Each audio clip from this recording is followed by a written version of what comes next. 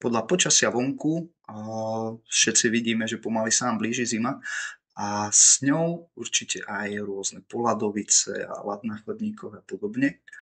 A keď sa dobre pozriete, tak zistíte, že existujú v podstate tri typy ľudí.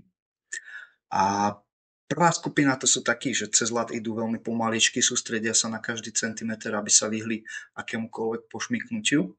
Potom je tu taká druhá skupina a tá prejde cez ľad úplne normálnym tempom, vie, že šmyknúť sa môže, ale je pripravená nejakým spôsobom zasiahnuť, má voľné ruky, vie stlmiť pády.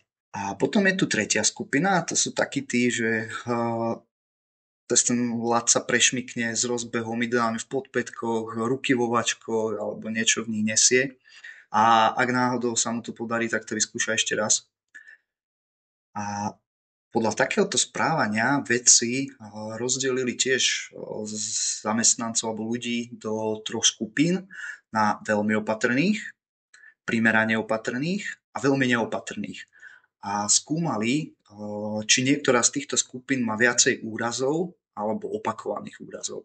A ukázalo sa, že nielen tí, ktorí riziko úplne ignorujú, ale dokonca aj tí, ktorí sa ho snažia alebo ktorí sa mu snažia za každú cenu vyhnúť, majú viacej úrazov. A najlepšie dopadli takí tí uprostred, ktorí vedia, že riziko existuje, ale pracujú s ním rozumne a tí padajú v podstate najmenej. Možno sa oplatí nad tým aspoň porozmýšľať.